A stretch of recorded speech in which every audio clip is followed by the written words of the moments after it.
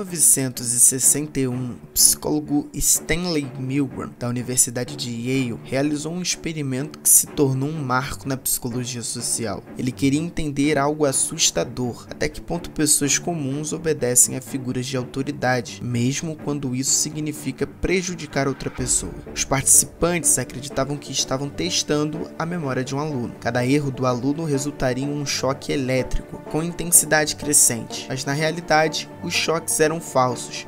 O aluno era um ator, fingindo dor. Cada grito, cada pedido para parar parecia real para o participante e a tensão aumentava a cada decisão. O resultado foi surpreendente. A maioria continuou aplicando os choques até níveis potencialmente letais, simplesmente porque uma figura de autoridade dizia que era necessário. Pessoas comuns, sem histórico de violência, se tornaram agentes de sofrimento apenas por obedecer. Isso acontece porque o cérebro humano possui mecanismos de racionalização extremamente poderosos. O indivíduo cria justificativas automáticas, dizendo: não sou eu que estou causando isso, estou apenas seguindo ordens. Isso reduz a culpa, diminui a dissonância entre ação e moralidade e cria um auto-engano coletivo, que permite comportamentos extremos sem que a pessoa perceba o que está fazendo. Ideologias funcionam como sistemas de crença que estruturam o mundo moral de uma pessoa, definem o que é certo e errado, quem é amigo e inimigo, e oferecem um mapa moral absoluto.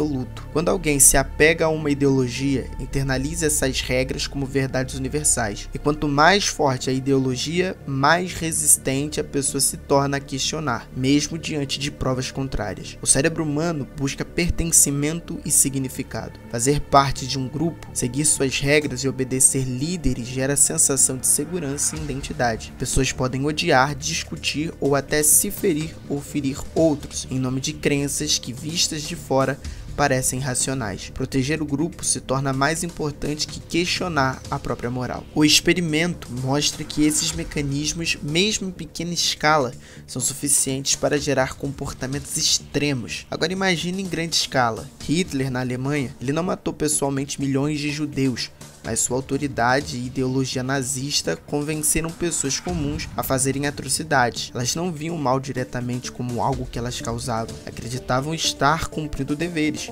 obedecendo a um líder, protegendo a nação. O poder da autoridade, aliado à ideologia, transforma sociedades inteiras. Os expurgos de Stalin na União Soviética. Milhares de soviéticos foram presos, torturados e executados por suspeita de traição ou espionagem. Oficiais, vizinhos e cidadãos comuns denunciavam amigos, colegas e até familiares, acreditando que estavam protegendo a pátria ou cumprindo o dever moral definido pelo governo. Mais uma prova de como a obediência a uma autoridade combinada com a ideologia extrema cria horrores que pareciam impossíveis. E isso não é apenas história.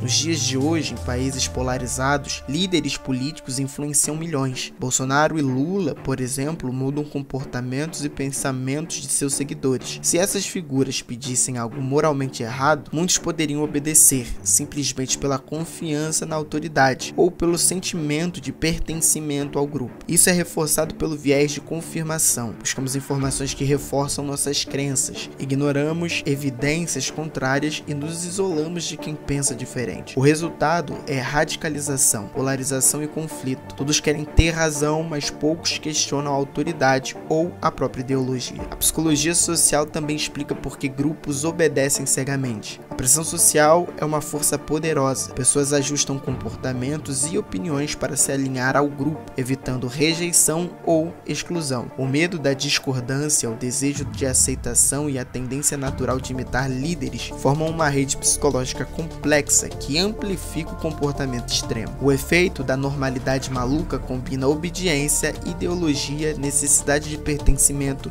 e racionalização mental. É um mix que transforma pessoas comuns em agentes de destruição moral ou social, muitas vezes sem perceber. O mal se banaliza e a responsabilidade individual se dilui diante da lógica do grupo ou da autoridade. E é aí que surge o lado realmente assustador. Uma pessoa que segue cegamente sua ideologia sem questionar, sem ouvir opiniões diferentes, sem refletir sobre suas próprias ações, podem cometer atos terríveis sem perceber. O perigo não está só no líder ou na ideologia, mas na mente de cada indivíduo que deixa de pensar por si mesmo. Como disse Stanley Milgram, O mal é banal, mas a responsabilidade não.